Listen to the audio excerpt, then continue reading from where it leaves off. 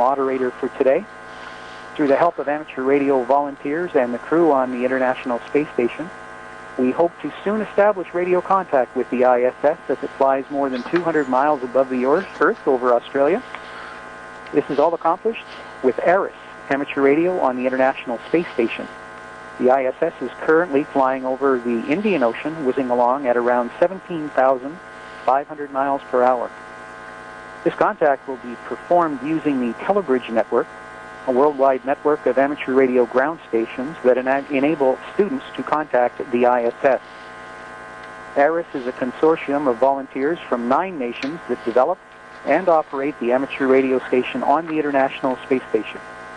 Some members of ARIS are the American Radio Relay League, the Worldwide AMSAT Radio Amateur Satellite Corporation, the Canadian Space Agency, the European Space Agency, the Japanese Space Agency, NASA, and Roscosmos. The amateur radio ground station that will be establishing contact with the ISS is VK5ZAI in Kingston, Southeast Australia, operated by Tony Hutchinson. Thanks for helping us out today, Tony. It's my pleasure, Wayne. Well, that's great. Now, let's see, just checking the time here. We are, at this point, about 5 minutes out, Tony? That is correct, yes. Okay, that's great. Our contact for today is Cotswold School in Christchurch, New Zealand. Now, that's the 3rd school in New Zealand that will have the opportunity to take part in an ARIS contact, and we're really looking forward to a fun event. Now, let's check in with the students.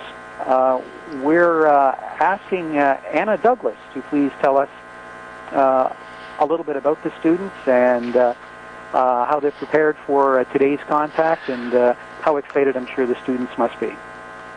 Good afternoon. Our Cotswold School is located in Bishopdale, Christchurch, New Zealand. We provide quality education for children from year 0 to year 6, that's 5-year-olds to approximately 11-year-olds. So our current roll is 480 children. There are 19 classrooms and 23 teachers. The children have prepared for this. We brainstormed questions together using inspiration. They've been practicing their questions on the speakerphone as well as doing a lot of hard work practicing at home, making sure they've got loud, clear voices. We have a number of children that are year 6 students at our school, the leaders of our school, ranging down to a year 1 student who's 5 years old. The weather in New Zealand currently is approximately 22 degrees Celsius. Lovely, calm, fine, balmy day outside. Over. Well, that sounds great. You know, we're just coming into spring as you're preparing for your fall there, but we're looking forward to some nice weather here in Canada and the Northern Hemisphere. So, more importantly, we're looking forward to a good contact today, so we can't express enough how excited we are to have you part of the ARIS program. So let's take it over to Tony now, the man of the hour. Coming up very shortly, Tony will be handling the uplink and downlink to Mike Fink on board International Space Station. And before this contact begins, Tony, can you please tell us about your station and where you are in Australia and how we should be handling this conversation? Over to you, Tony. Thanks, Wayne, and very good morning from Australia. It's just gone a bit after 10:20 here. And good morning to Anna, or good afternoon in New Zealand to Anna and the Cotswold School in Christchurch. My ground station consists of a Yaesu FT736 transceiver driving 100-watt amplifier, and the antenna is computer controlled. The antenna is actually a 10-turn helical antenna. For receiving, I use low-noise preamplifiers at the masthead, and audio is fed both ways via a home-designed built-in interface unit.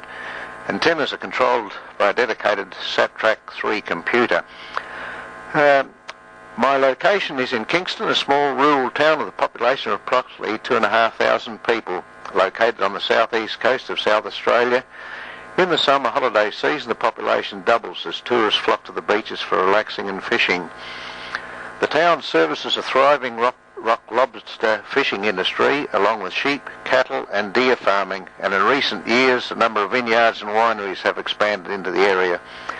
An hour's drive from the east is Coonawarra, world-renowned for its red wines, and to the south, picturesque city of Mount Gambier, South Australia's second largest, built on the site of an extinct volcano with its blue lake and forestry industry. Kingston and the southeast towns in general cater for many tourists during the year who flock to the magnificent beaches and scenic coastlines this part of Australia has to offer. So, come and visit us sometime. You'll be so glad you did. Thanks, Wayne. Well, I'll be knocking at your door, Tony. Okay, we're coming up on the acquisition of signal. I'd like to remind everyone that this is what we're doing today, very much an experiment. And like most experiments, we can never tell the results, positive or negative, until the experiment is over. Finally, students, don't forget to say over. Tony, it's all yours, sir. Good luck. Thank you, Wayne. And in about half a minute, I'll start to call Mike on the space station. Now, don't be alarmed if he doesn't come back the first 2 or 3 times, because I generally start calling a little bit before he is actually due to come over the horizon. So as soon as I think he's in range, I'll start calling. I may have to call 2 or 3 times. The space station call sign is NA1SS, and which I will start calling now, because Mike shouldn't be too far away. So stand by and I'll call. As soon as I make contact, I will ask Braden to come up with the first question. So here we go. We start now. Calling NA1SS, NA1SS. This is VK5ZAI, Tony in Kingston. I wonder if you copy, Mike, over. Hey, Tony, I'm now getting your signal. You're about 5 by 7, but getting stronger. This is NA1SS, and Tony, nice to talk to you through Victor Kilo 5Z Alpha India. Yeah, thanks, Mike. Very good morning to you on the ISS. We have Cotswold School in Christchurch, New Zealand online, and I'll go ahead now and ask Braden if he would ask the first question. Stand by, Mike. Ask Braden. Hello, my name is Braden. How do you eat food in space? Over. Hello, Braden. This is Mike aboard the International Space Station, and right behind me is Yuri. He's from Russia. He's a Russian cosmonaut, and we have Koichi-san. He's from Japan, and we just finished our dinner, our supper, and we eat food in space like anybody else does, except that everything will float away. So we have to be very careful. We don't use our plates, but we do use our spoons, and we don't have a microwave oven or a stovetop. So everything we just have to heat up or add water to. Over. Hi, my name is Alicia. How do you drink in space? Over. Alicia, that's a very good question, because we can't put our drinks inside of a cup because all the liquid would float away. So we drink out of drink pouches, some bags that have juice in them, kind of like you can buy at the local grocers. Over. Hello, my name is Jessica. How do you exercise in space? Over. Hello, Jessica. In space, we have to exercise because not having any gravity, we fly around all the time and we don't use our muscles and bones. So we need to keep them exercised. So we have a stationary bicycle. We have like a treadmill that we can practice running. And then we have a weight machine. Well, it's not a real weight machine because we can lift heavy weights up here, but it's actually a machine that makes it feel like we're lifting weights, and that helps our muscles. Over. Hello, my name is Casey. What can you do in your spare time in space? Over. Well, Casey, we don't have too much spare time up here, but it's important to relax now and then. To relax, I like to read books. I've read over 40 books up here, and they couldn't send the books up on the rocket, so they sent them up electronically. So I read the books on my computer. Over. Hello, my name is How long do you stay in space for? Over. Diana, I've been in space now for 5 months. Both of my missions have been for about 6-month missions, and so in my whole life I've almost been up here for 1 year. Over. Hello, my name is Andre. How do you have a shower and keep clean in space? Over. Hello, Andre. Yes, we do have to keep clean in space, just like we keep clean on Earth, especially after all that exercise we do. But we do not have a shower because all the water would float everywhere. And we do not have a bath because the bathtub would all the water would float away. And besides, we don't have very much water. So we clean ourselves from our heads to our toes using a washcloth, a towel that's already wet that the Russian side provides, and keeps us very clean. Over. Hello, my name is Sean Kate. How big is the space station? Over. Oh, the space station just got a lot bigger. We are about 40 or 50 meters long, and we have these huge solar rays outside, and they take the sunlight and convert it into electricity. So this is the biggest thing that human beings have ever built in space. Over. Hello, my name is Alana. What can you see out the window right now? Over. Alana, we are flying just underneath. That means to the south of Australia now. We're not quite to New Zealand yet, and outside it's quite cloudy. Over. My name is Julie. What are you working on at the moment? Over. Well, that's a great question. We just had ourselves a bit of supper, but what we're doing right now is that yesterday there was a space shuttle from the American side here, and we just said goodbye to our friends, and then tomorrow, or day after tomorrow I mean, we'll have a Russian rocket that will come up here and deliver some more friends from Russia.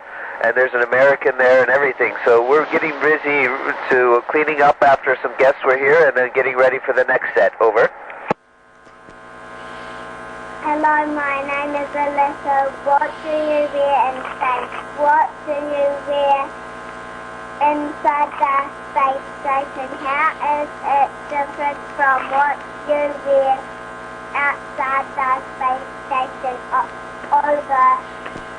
Alyssa, that's a great question, and thank you for asking it. Inside the space station, we wear normal clothes. We wear just regular shirts and trousers. But outside, we have to wear a special spacesuit because outside there's no air. And air also protects us, not just do we need to breathe it, but it protects us from the hot and cold, because outside it gets very hot in the sunlight, like 400 degrees, and in the dark times it gets cold, like negative 300 degrees. So we have to wear a special spacesuit. Over. Hello, my name is Casey. What equipment do you have for the space station? Over. Well, Casey, we have lots of scientific gear, so we can do a lot of scientific experiments. We have a lot of safety gear, like fire extinguishers and gas masks in case there's ever any trouble. But we also have a lot of gear that helps keep us alive. There's gear that turns water into oxygen and hydrogen. That really helps us. There's gear that helps us clear our atmosphere from carbon dioxide. There's toilets and everything. And the Earth now, and now we are just flying over, and we're still headed towards New Zealand. Over. Hello, my name is Jessica. How do you prepare meals? Over. Yes, we heat up everything that we have because we don't have really have a refrigerator, and sometimes we add water. Over. Hello, my name is Alexa. What equipment do you wish you had on the space station? Why? Over. Oh, Alyssa, that's a great question. I wish I had two things. I wish I had the internet so that I could get on the computer and have video conferences and get some email regularly. I also wish I had a transporter. We don't really have them in real life, but it would be nice to have one that I could go home and see my family all the time, because I miss my children. I've been away from home for a long, long time. Over. Hello, my name is David. How do you send notes when you just do family? Over. Well, David, we have a special telephone here, and it's kind of like a mobile phone, and I can call my family. I usually talk to them once or twice a day. Sometimes we exchange emails, but the email up here is very slow. Over. Hello, my name is Alicia. Have you made any new discoveries so far? Over. Yes, we have. Some of the science that we've done has been the first time ever. We've discovered how flames, fire works in space, and that's going to help design better car, automobile engines, and airplane engines. So we're very happy with our work so far. Hello, my name is Scarlett. How powerful is the rocket that you launched? How fast does it go up? Over. Well, Scarlett, we have two rockets that come up to the space station. One is the American Space Shuttle, and the other is the Russian Soyuz rocket. And they both take about 8.5 minutes to go into space. That's all it takes to get on a rocket and launch into space. So that's pretty amazing because you start at 0 kilometers per hour, then you end up at 26,000 kilometers per hour. And most race car drivers that you see on the telly, they are about 500 kilometers per hour. So we're going much faster than a race car. Over. Hello, my name is Frank. How many times have you been in space? Over. Hey Braden, this is my second time in space, and I really enjoy it very much. I like being up here with my friends, and I hope to get a chance to fly again up in space someday. Over. Hello, my name is Mark. What's the most inspiring? Over. It's my family the most. I have a very beautiful and understanding wife, and I have 3 young children, some that are your age, and I miss them when I'm gone. Over.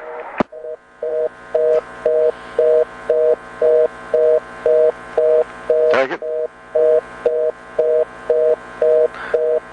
Mike, I think we've lost the line to New Zealand.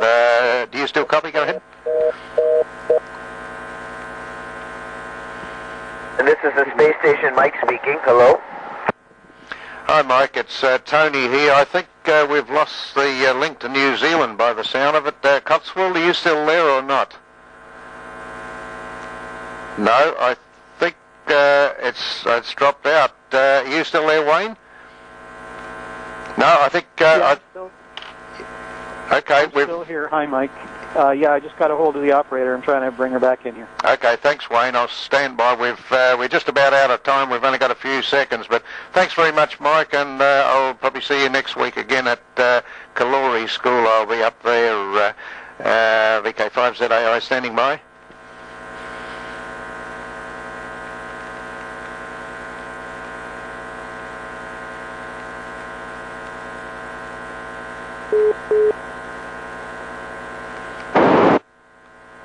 Have you got a copy still, Mike? Go ahead.